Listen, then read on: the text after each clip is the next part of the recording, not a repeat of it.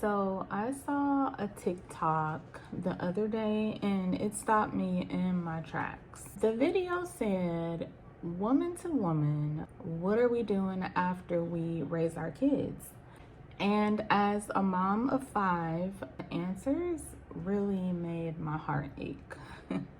Some women said things like, finally find out who I am, figure out why I've been in this 22-year relationship. Some people said, or some women said, have a mental breakdown. Some women said, I finally love myself.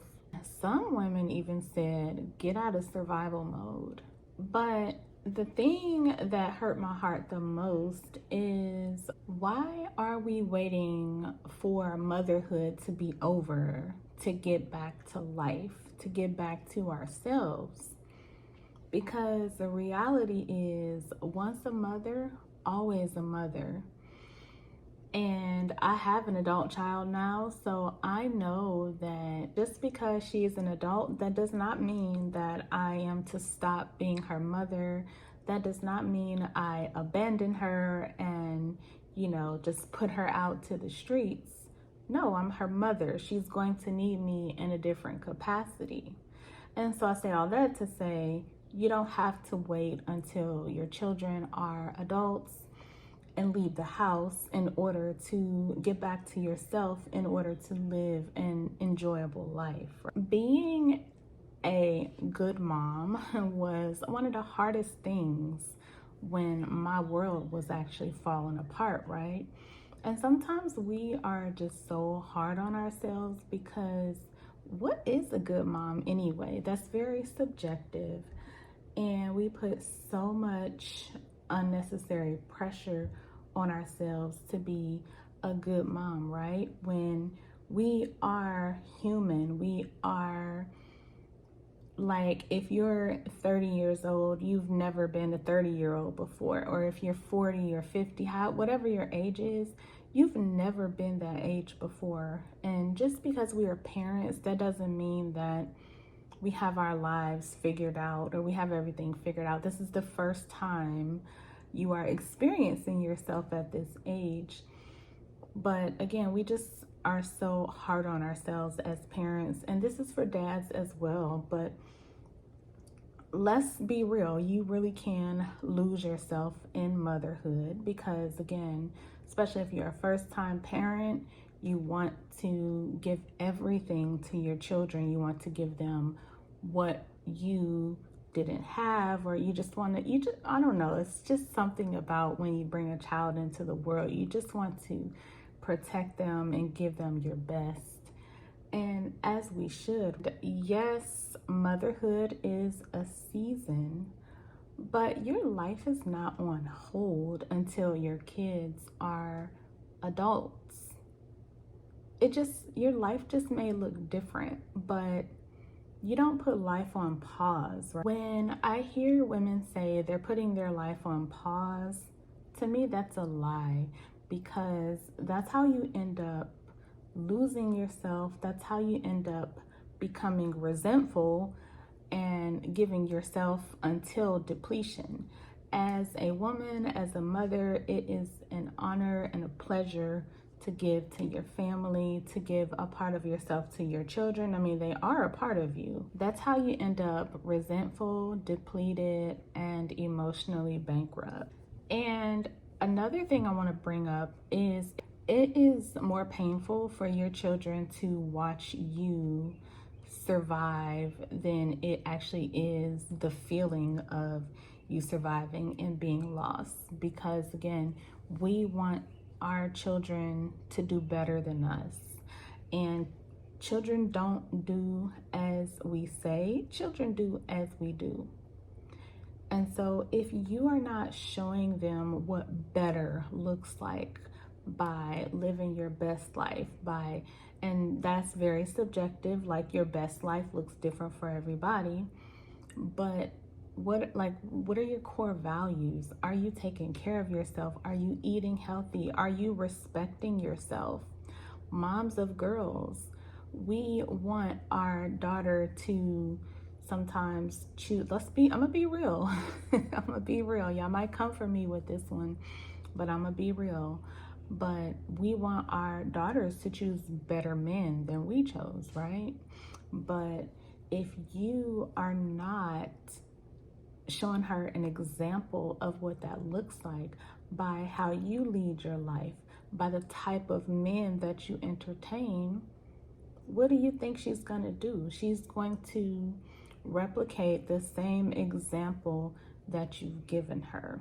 And so again, we want our kids to choose better for themselves. We want them to be better. We want them to have better partners, better boundaries, better lives. But again, they don't do as we say, they do as we do. And if they see you tolerating disrespect or neglecting yourself, that becomes normal for them. And that's the normal that they adapt to. It is time to come back home to yourself. And I'm not saying that you have to have it all figured out, because I certainly don't. None of us do. Again, this is your first time experiencing life, so give yourself some grace, but take care of yourself. If you have children, give them an example. Show them what it looks like. A lot of times as mothers, we neglect ourselves on a physical level. We neglect ourselves mentally and emotionally. And I am not minimizing anyone's experience. Some of us have been through some situations where we were mistreated, or we didn't know any better, so we didn't do any better. Sometimes we even know better, but we still didn't do better. And we had a lesson, there was a lesson to be learned. However, it is extremely important to take care of yourself as a woman, as a mother. And from a physical standpoint, my personal philosophy, and I think this came from James Brown, but he's the first person, I'm not exactly sure if it came from him, but he's the first person that I heard say it. But it's look good, smell good, feel good. I know I've heard Reverend Ike say it as well, but I think he got it from, I'm not sure who the original source was, but as a woman, like, look good. And I'm not saying you have to wear makeup or like stereotypically pretty, but look good according to your definition. I mean, sometimes we do need a little makeup, but if that's not your thing, like, keep yourself maintenance, adorn yourself like you are a package. Wrap the package pretty, however pretty looks like, whatever pretty looks like for you. But look good, smell good, feel good. Like, smell good. If perfume is not your thing, they have essential oils, or they just have something for everybody. So again, I'm not saying that you have to have this big perfume collection, or wear something expensive, because honey, Bath and Body Works gets it done sometimes, okay? But we just have to do better and feel good. Have some quiet time. Tap into your inner self and allow your inner world to become louder and be more receptive than your external world. Because I'm telling you, a lot of the messages we get as women from the external world, they can help you or they can harm you. And if you're on the wrong side, you're gonna be feeling really bad about yourself. You're gonna be feeling like you hit the wall, as they say. You're going to be feeling less valuable as a woman than you really are. And again, this is all within your control. And you don't have to wait until your children are out of the house to do this. Get yourself a routine. Get get some quiet time, get some prayer time, some meditation, whatever you resonate with. Take a walk. So many of us underestimate the power of a simple walk. Walking calms down your mind. You can take your children on a walk with you. You can listen to, I mean, we are constantly tethered to our phones, right? You can listen to a meditation, and you have to learn to create emotional safety within yourselves, because we become so dependent on that. We become dependent on our partners to tell us that we look beautiful. I mean, yeah, it feels good to hear your partner say that, right? But honey, if you know that you look good and you know you're beautiful, you don't need nobody else to tell you, right?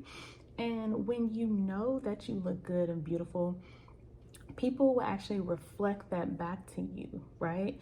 So you won't be so dependent. Anytime we depend on others for our emotional safety and just to feel good or feel connected, when we don't get it, our world collapses, and then we become the you don't buy me flowers anymore type of person. But as a woman, please learn to give these things to yourself. And that is not to say a man doesn't have a place in your life or shouldn't have a place in your life. But the issue comes when we start placing a dependence upon our children, upon a man, upon anything outside of ourselves to give us whatever it is that we're missing from within. So, mama, please don't wait until your children are out of the house, gone to college, or out of the house to live your life. I have worked with a lot of women who have been in these long-term relationships, they've been in these long-term marriages, and they decide to divorce, or they decide to, just end the relationship when the children are grown, and then they get into the situation where they don't know who they are as a woman. And we can naturally lose ourselves in motherhood, we can lose ourselves in relationships, but it is your responsibility as a woman to maintain your relationship with self. Again, to look good, to smell good, to feel good. It is nobody else's responsibility to bring you up on a cloud. You should be able to bring yourself, put yourself on the cloud, and anybody else, they can boost you higher, but you have to get yourself there. So it is up to you to live the life that you choose. Again, your best life is very subjective. So determine what that means for you. And again, the best is going to look different according to what season you're in, but just remember that there are different seasons of motherhood, and different seasons look different according to the age of your child.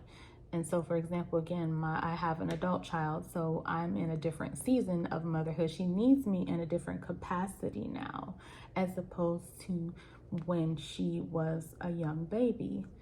But again, take care of yourself. You are still here. You still matter. Let your kids see you live. Get you some sexy lingerie. Stop wearing that nursing bra and your youngest kid is 10 years old. Get you some sexy stuff. Take a trip to Victoria's Secret. Get you some sexy undergarments.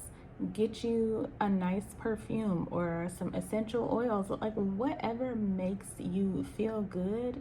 You are so worth it and you deserve it.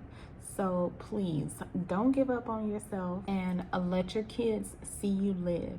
Let them see what better looks like. Hold the standard that you're expecting from them.